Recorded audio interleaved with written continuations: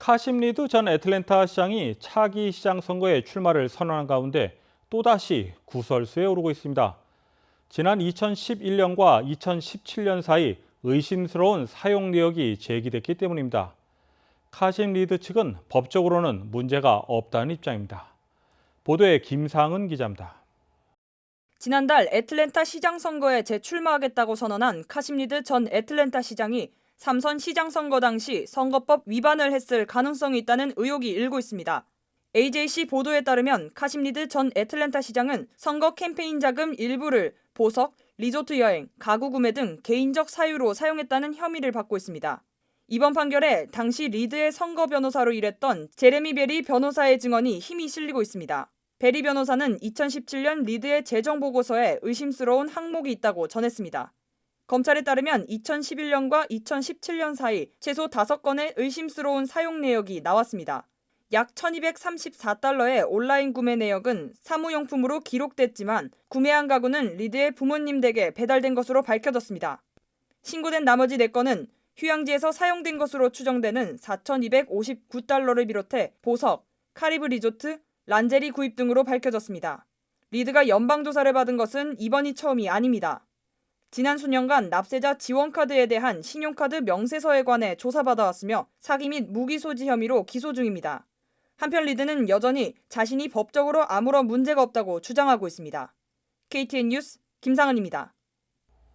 연방질병통제예방센터 CDC의 로셸 워런스키 국장은 백신 접종자도 마스크를 의무 착용할지 여부는 각 지역 정부가 결정할 문제라고 밝혔습니다.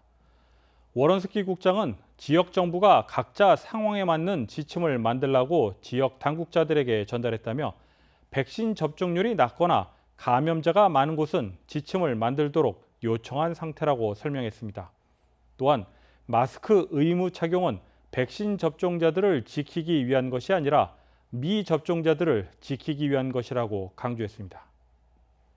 애틀랜타 미드타운에 학생용 주거 빌딩이 건설될 것으로 보입니다.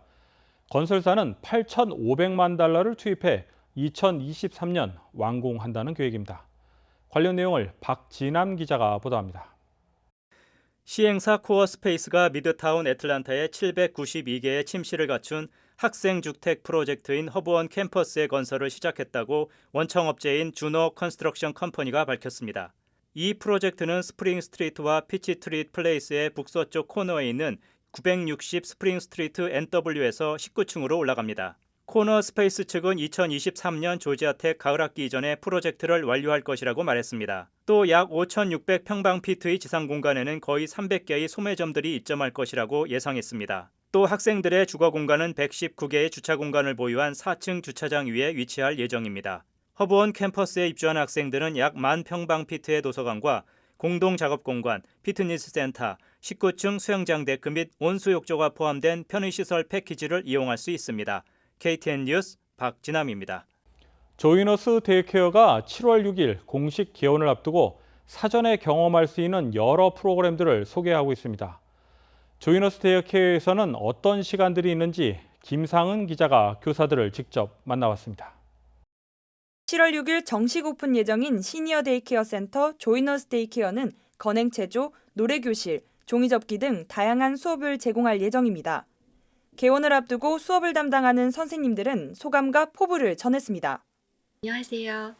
저는 조이너스 데이케어 센터에서 건강과 행복을 찾아드리는 건행체조와 전체적인 교육 프로그램 코디네이터를 맡고 있는 유미현입니다. 저희는 어르신들이 이곳에 오셔서 즐겁게 생활하시길 바라고 또 즐거움이 그치는 것뿐만이 아니라 이렇게 꼭꼭 접어두고 계셨던 어르신들의 열정과 꿈 그거를 다시 찾아드리면서 그거를 함께 이루어갈 수 있도록 저희 모든 선생님들이 준비하고 있으니 저희 꼭 오셔서 저희 조이너스 케어와 함께 하시길 바랍니다. 안녕하세요.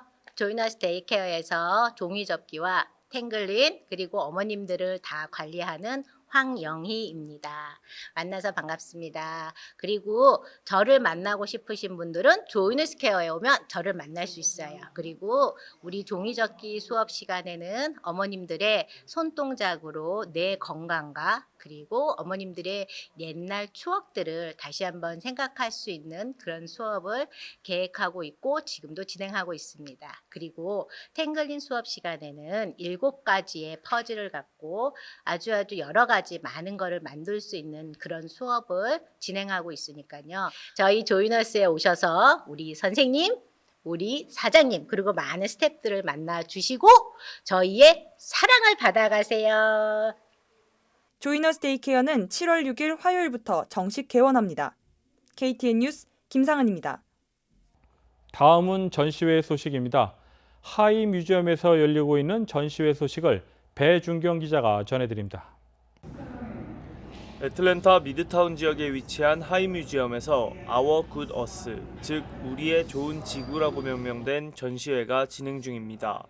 Our Good Earth는 건국 이래 미국의 국가 정체성이었던 전원 생활과 자작농을 조명하는 전시회로 1873년 윈슬로 호머의 작품부터 1980년 제이미 와이스의 작품까지 시대별 농지 생활이 전시되어 있습니다.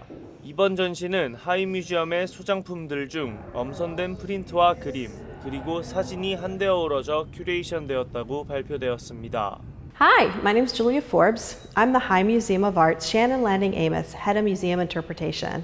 I'm standing in a wonderful exhibition called Our Good Earth, Rural Life and American Arts, on view at the High, ongoing throughout the summer. It's an incredible exhibition that really looks at farm life and country life in the United States starting in the early 1900s and taking us through about 100 years. We'll see farmers, we will see children at play, we will see hard times during the Depression, and we will see life out on the prairie in the western United States. The exhibition, Our Good Earth, runs through August 1st. So I hope you'll join us to see this great exhibition, and you can learn more at high.org.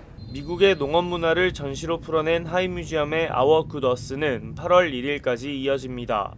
KTN 뉴스 배준경입니다. 다음은 코로나19 소식입니다. 올해 가을 학기 대면 수업을 앞두고 코로나19 변이 바이러스가 확산되면서 여러 우려가 나오고 있습니다. 또한 청소년들의 낮은 백신 접종률도 보건당국과 함께 교육당국을 긴장하게 만들고 있습니다. 오늘의 코로나19 현황을 김상은 기자가 종합했습니다. 7월 1일 오후 2시 50분 기준 미국 내 코로나19 누적 확진 환자는 3,454만 1,883명, 누적 사망자는 62만 298명입니다. 어제 하루 동안 신규 확진 환자는 13,836명 늘었고 신규 사망자는 299명 증가했습니다. 주별 누적 확진 환자는 캘리포니아, 텍사스, 플로리다, 뉴욕, 일리노이 순으로 많습니다. 주별 누적 사망자는 캘리포니아, 뉴욕, 텍사스, 플로리다, 펜실베니아 순으로 많습니다. 다음은 조지아주 코로나19 현황입니다. 오후 2시 50분 집계에 따르면 조지아주의 누적 확진 환자는 90만 3,732명, 누적 사망자는 18,503명으로 집계됐습니다. 신규 확진 환자는 715명 증가했고 신규 사망자는 21명 늘었습니다. 다음은 카운티별 집계입니다. 귀네 카운티 누적 확진 환자 88,039명, 누적 사망자는 1,129명입니다.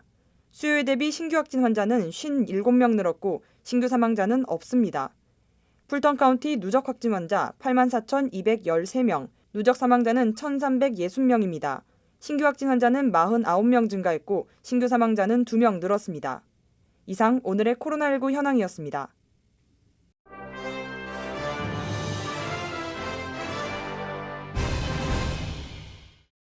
연방국무부는 여권과 해외 출생 영사보고서 발급 시 성별란에 남성과 여성 또는 제3의 성을 스스로 선택할 수 있게 했습니다. 지금까지는 신청자가 기재한 성별이 시민권이나 신분증명서에 나온 것과 일치하지 않을 경우 의학적 증명서를 제출하도록 했지만 더는 이를 요구하지 않겠다는 것입니다. 성소수자들의 성별 선택권을 부여하는 것으로 해석됩니다. 토니 블링컨 국무장관은 이번 조치가 성소수자 인권을 증진하고 보호하는 구체적 조처를 하라는 조 바이든 대통령의 지시에 따른 것이라며 유사한 조처를 한 다른 나라와도 이미 상당한 협의를 거쳐 나온 것이라고 설명했습니다. 도널드 트럼프 전 대통령은 텍사스주 그렉 에벗 주지사의 초청으로 멕시코 국경 지역인 텍사스주를 30일 방문했습니다. 텍사스주 그렉 에벗 주지사는 최근 남부 국경지대에 중미 이민자들이 급증하자 텍사스와 멕시코 사이에 국경장벽 건설을 계속할 것을 약속했습니다. 미국 국경경비대는 올해 90만 명 이상의 이민자들을 남부 국경 지역에서 체포했다고 밝혔습니다. 한편 에벗 주지사와 애리조나주 더그 듀시 주지사는 지난달 10일 국경 보안과 미립국자 단속을 위해 인력을 파견해달라고 48개 주에 요청했습니다. 최근에는 사우스 다코타주가 이 요청에 화답했습니다. 골든글로브 시상식을 주관하는 할리우드 외신기자협회 HFPA는 골든글로브의 외국어 영화와 애니메이션도 작품상 후보에 포함한다는 새로운 규정을 발표했습니다. 그동안은 기존의 영어로 된 작품만 대상으로 해 각종 차별 논란에 휩싸이기도 했습니다. 특별히 올해 초 영화 미나리가 골든글로브 외국어 영화상을 받으면서 논란과 비판이 거세게 일었습니다.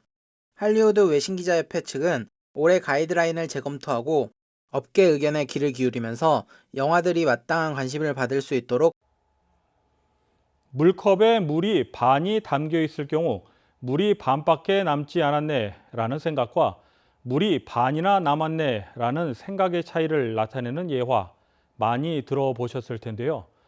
오늘은 7월 1일입니다. 어떻게 보면 올해도 반이나 지났고 어떻게 보면 아직 올해도 6개월이나 남았습니다. 지난 6개월 동안 수고 많이 하셨습니다. 그리고 아직 남은 6개월 잘 보내서 연말에는 좋은 2021년 기억되시길 바랍니다. 이상으로 7월 1일 KTN 뉴스를 모두 마칩니다. 시청해주신 여러분 고맙습니다.